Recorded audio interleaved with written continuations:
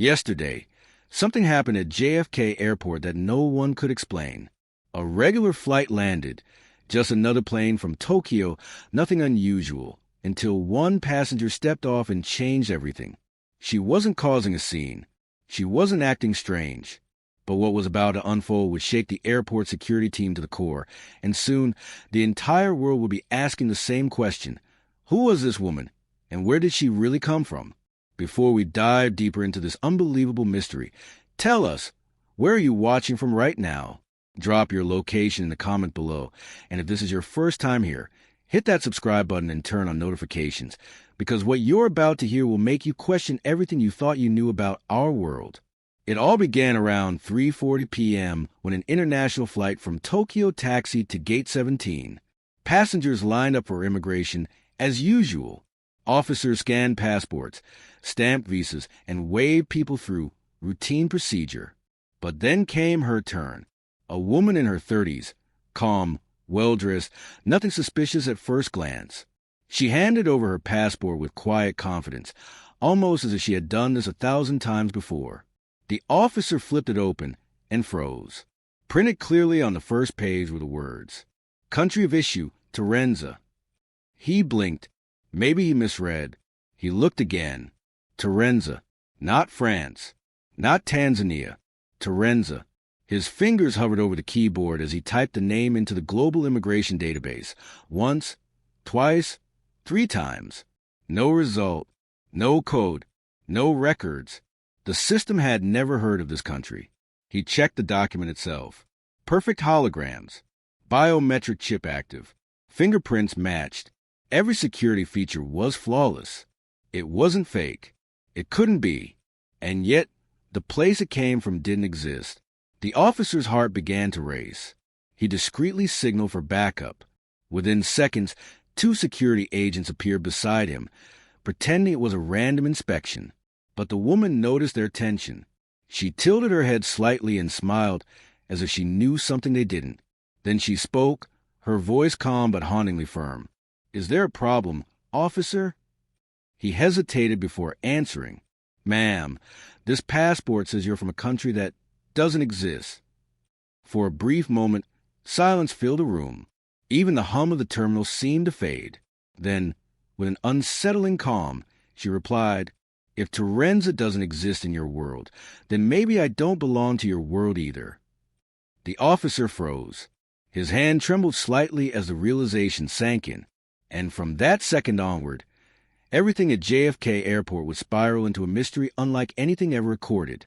Moments after the woman uttered those chilling words, "Maybe I don't belong to your world either," the immigration hall went dead silent. The officers stared at her, unsure they'd just heard a threat, a confession, or something beyond human understanding. Within minutes, airport security had sealed the area. Passengers waiting in line were quietly redirected to another checkpoint. The woman, still calm, was escorted into a private inspection room. No resistance, no panic, just that same unnerving composure, like she knew exactly what was about to happen. The lead officer placed her passport on the table under a UV scanner. The hologram shimmered perfectly, the country seal, the embedded code, even microscopic watermarks. Everything screamed authentic. But the name Torenza glowed like an anomaly, a nation that no system recognized. The officer's voice cracked slightly as he asked, "Can you confirm your country again?" She nodded. "Yes, Torenza. You've never heard of it." He exchanged glances with the others. "No, ma'am, because it doesn't exist." The woman frowned slightly. "That can't be right.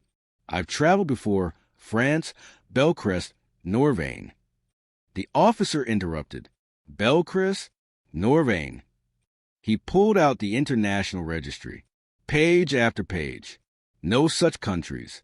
Not now. Not ever. That was the moment the mood shifted from confusion to fear. When they checked the passport stamps, each one was from countries no one had ever heard of. Their names looked familiar, yet alien, like echoes of places that should exist but don't. The intelligence unit was immediately notified. Agent from Homeland Security arrived within the hour. They analyzed the document, tested the chip, even ran the serial number through the global travel database.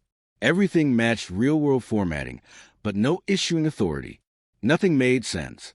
Meanwhile, the woman sat quietly, her hands folded, eyes wandering across the room. She seemed less concerned about the investigation and more fascinated by the people around her, as if they themselves were the ones out of place. Then something strange happened. One of the agents connected her passport chip to a forensic reader, and for a brief second, the screen displayed a world map. But it wasn't our world. Continents were slightly reshaped, oceans different, borders unfamiliar. At the border of Japan extends from the Sea of Okhotsk, a small nation glowed. Torenza. The system glitched. The image vanished. The data was gone. Everyone in the room froze. What had they just seen? A glitch? A virus? Or proof that this woman's world somehow existed parallel to ours? The lead officer whispered, "What are you, really?" She smiled faintly. "I told you, I'm from Torenza. Maybe your world isn't the only one." And with that single sentence, the investigation shifted from an immigration case to a possible interdimensional mystery. By the time federal intelligence agents arrived at JFK, the woman from Torenza was already the center of a quiet storm. The room was now filled with officials, FBI, Homeland Security, and Foreign Affairs officers, each whispering, each unsure what they were really dealing with. A fraud case? A hacker experiment? Or something they couldn't even begin to classify? She sat calmly at the center of it all, hands resting neatly on the table, her mysterious passport beside her, glowing faintly under the fluorescent lights. The lead investigator leaned forward. "Let's start from the beginning. Who are you, and where are you really from?" She looked at him, steady and unflinching. "My name is Elara Voss, and I told you already I'm from Torenza." The officer sighed, glancing at his tablet. "We checked every global registry, every country recognized by the United Nations, even territories that no longer exist. There is no Torenza." Elara tilted her head slightly, confusion flickering in her eyes. "That's impossible.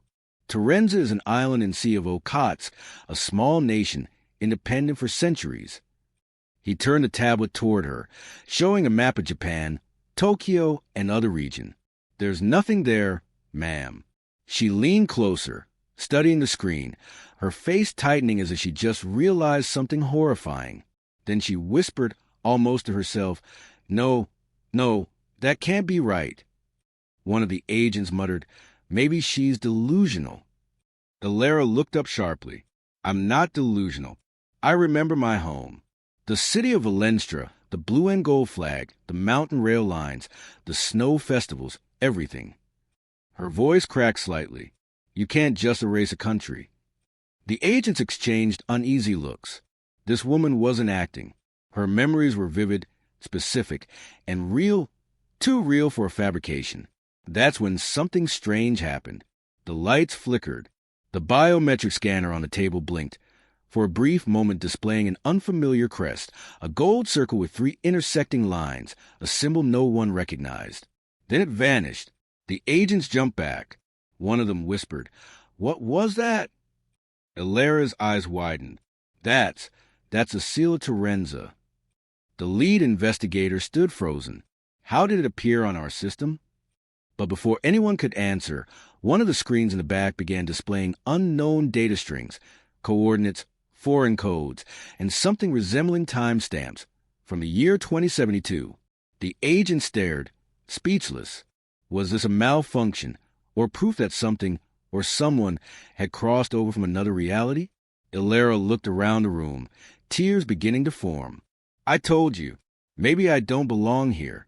Maybe I'm not supposed to be in your world." The room fell silent again, except for the faint, rhythmic hum of the machines.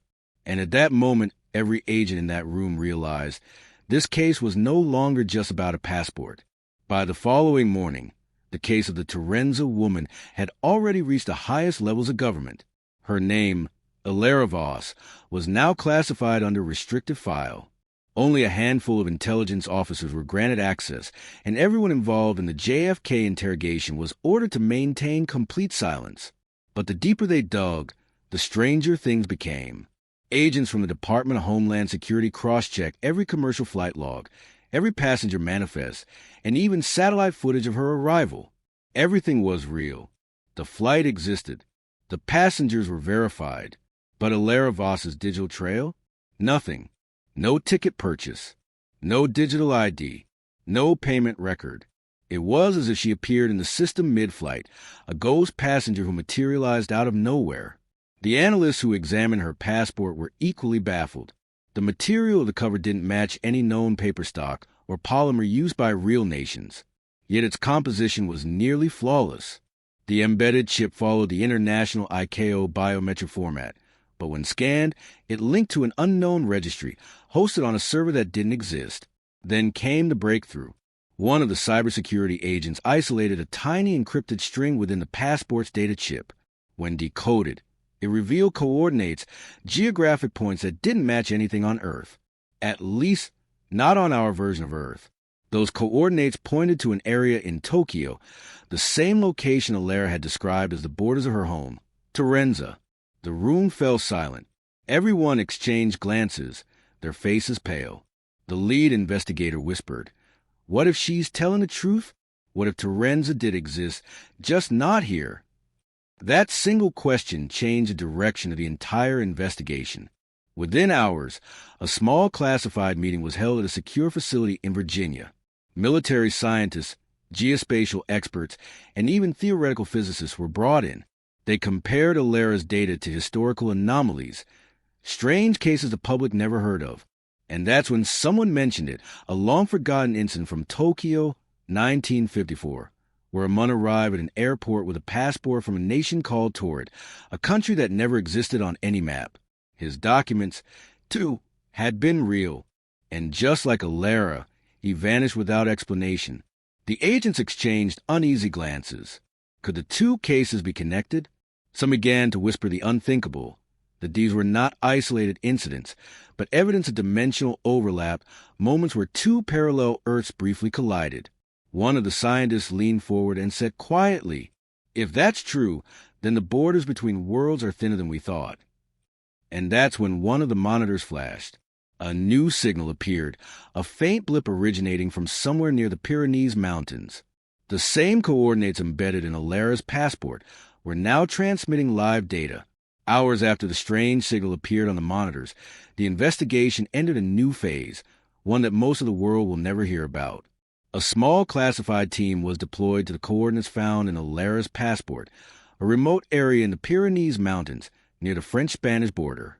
The same spot where, according to her, Torenza once stood. The weather was harsh, fog-dense, and communication unstable. Yet, as the team moved deeper into the valley, their instruments began to fail. GPS readings fluctuated. Compasses spun uncontrollably. And then the signal vanished, only to reappear 200 meters ahead, pulsing faintly beneath the mountain ridge. They followed it. What they discovered next still remains classified, but one detail leaked through an anonymous source years later. The team stumbled upon a field of electromagnetic distortion, a shimmering air current that bent light itself. When they aimed a thermal camera at it, the image displayed a structure, a city skyline, but not one that existed anywhere on Earth. The air seemed to ripple, revealing faint outlines of towers, bridges, and moving lights, a world overlapping with ours, flickering like a reflection behind glass. Then, within seconds, it all disappeared. Back in New York, Elara Voss was being questioned again when something strange happened.